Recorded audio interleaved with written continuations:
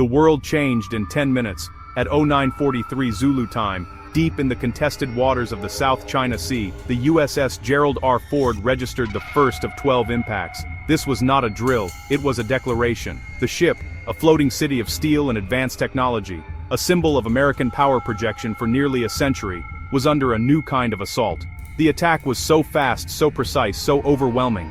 It was a reality check delivered at over 5 times the speed of sound. The question that had been debated in classified Pentagon briefings and think tank reports was no longer theoretical. The claim, now echoing through global intelligence channels, is as simple as it is terrifying. A near-peer adversary launched a coordinated salvo of a dozen hypersonic missiles against America's most advanced aircraft carrier. The USS Ford, designed to withstand the worst a conventional enemy could throw at it, was facing a weapon that blurs the line between conventional and strategic. For decades, the Carrier Strike Group has been the ultimate arbiter of international disputes, an untouchable projection of power. On this day, October 28, 2025, that assumption of invincibility was shattered. Weapons traveled so fast they arrived almost before they were seen, turning a calm Tuesday morning into a crucible of 21st century conflict. The scenario itself is a culmination of years of warnings. Military planners have long understood the development of hypersonic weapons posed an existential threat to high-value assets like aircraft carriers. China, Russia.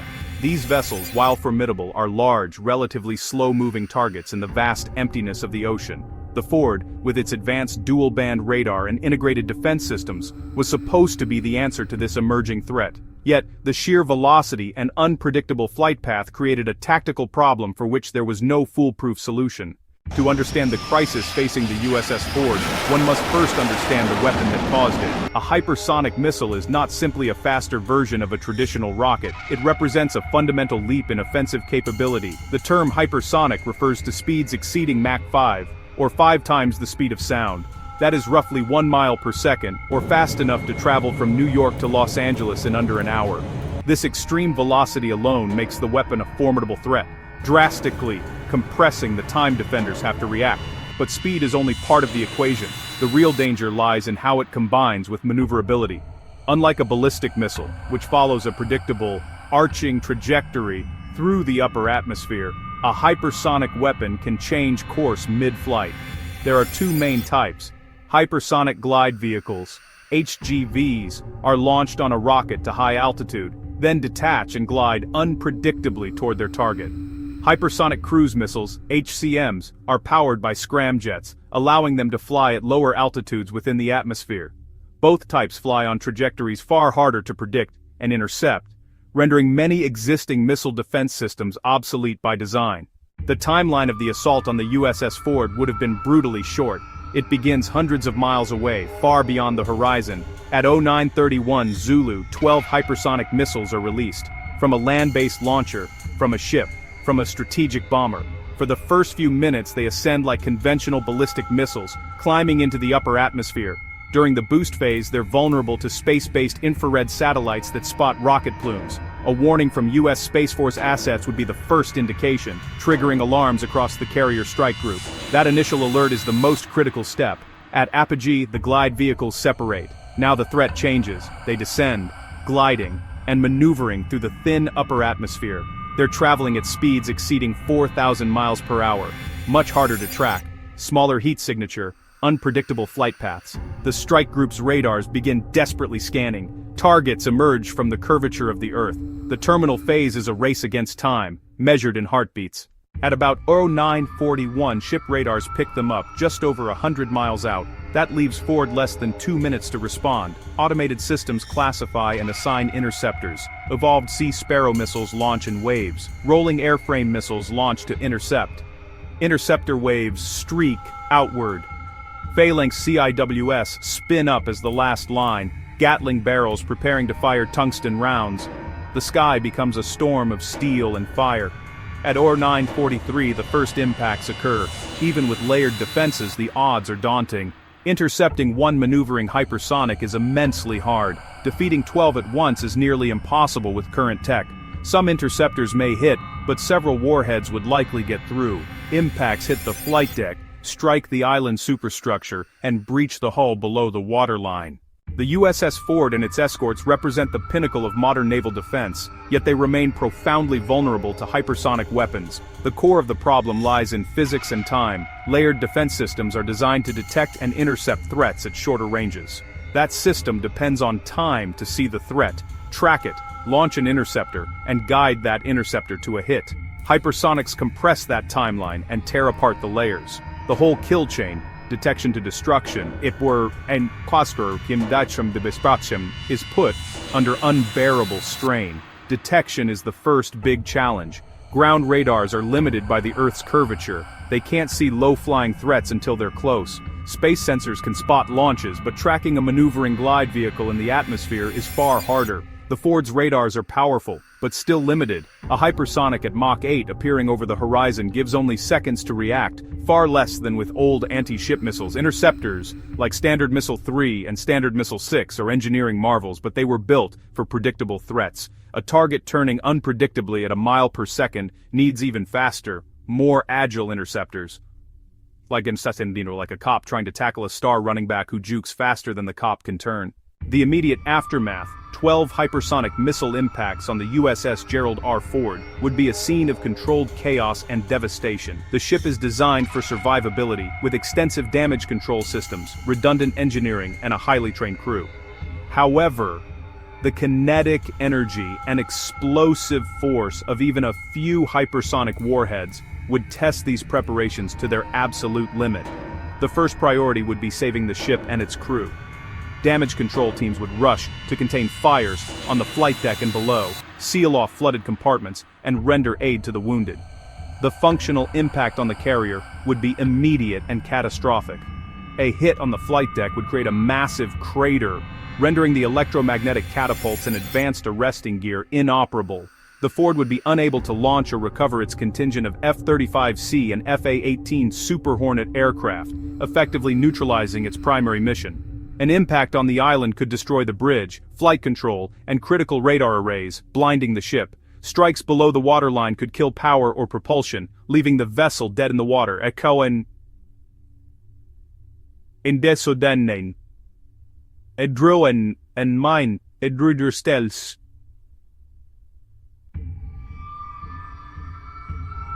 Targets for follow-on attacks. The human cost would be immense. An attack on the USS Ford would not be an isolated military event, it would be a geopolitical earthquake. The immediate consequence would be a crisis of confidence among U.S. allies in Europe and the Indo-Pacific, who have relied on the American security umbrella. The sight of a carrier being disabled or sunk would raise profound questions about the credibility of those guarantees. The economic fallout would be swift and severe. Oil prices would likely skyrocket and stock markets would plummet. Key shipping lanes could be declared war zones, disrupting supply chains and driving up costs worldwide.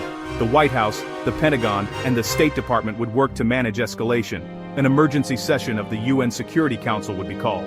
The central question: does the United States retaliate directly, risking a war between nuclear-armed powers, or opt for sanctions or a naval blockade? Furthermore, the attack would ignite a new and far more dangerous arms race. The US would pour resources into offensive hypersonics and, critically, defenses against them. Fragile norms would erode, replaced by a competition where speed and surprise are the ultimate currencies. The world would become less stable and more dangerous, where the risk of miscalculation is terrifyingly high.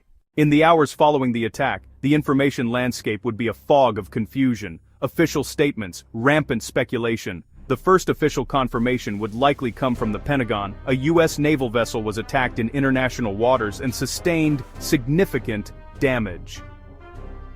Citing operational security, few details would be released, but a resolute response promised. Analysts from institutions like the Center for Strategic and International Studies and RAND would frame the event. This is the realization of our worst fears. Public satellite imagery might show a massive scorch mark on the Ford's flight deck. While weapon type might not be confirmed, the speed and scale would be consistent with a coordinated, hypersonic missile salvo. Unverified videos and anonymous accounts would flood social media with conflicting claims. Speculation about compromised reactors could trigger widespread panic despite no confirmation.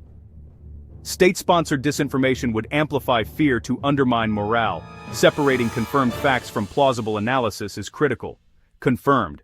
The Ford was attacked and suffered heavy damage. Plausible. Hypersonic weapons were used. Speculative. Casualty counts and sinking risk. Official sources like DoD statements remain most reliable. Credible think tank analysis provides context. Unverified social media should be treated with extreme caution.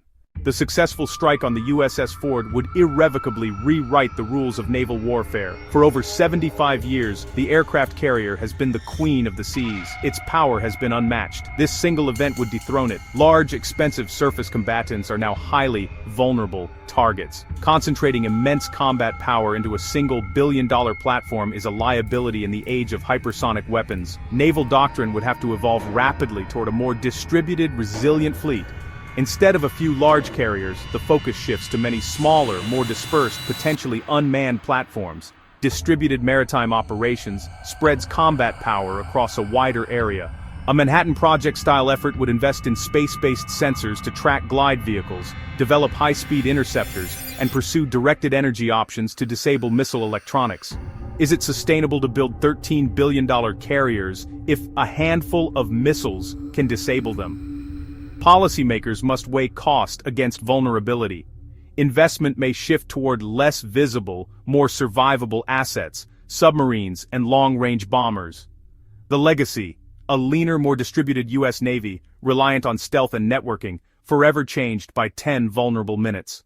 The hypothetical assault on the USS Gerald R. Ford serves as a stark and necessary reality check. The core facts are clear. The technology for hypersonic weapons exists. Our primary adversaries possess it. Our current defenses are insufficient to guarantee protection against a determined large-scale attack. While the scenario remains an analytical exercise, it is grounded in confirmed capabilities and plausible strategic logic. It illustrates a critical vulnerability at the heart of American power projection. The lasting implication: U.S. technological superiority is no longer assured, and the security of its most valuable assets is in question. This new reality demands urgent, clear-eyed action.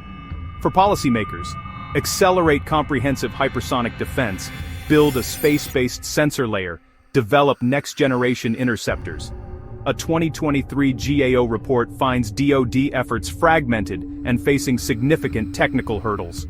Closing this gap is not a matter of choice, it's a matter of national survival. Diplomacy must be reinvigorated to establish new arms control norms before proliferation.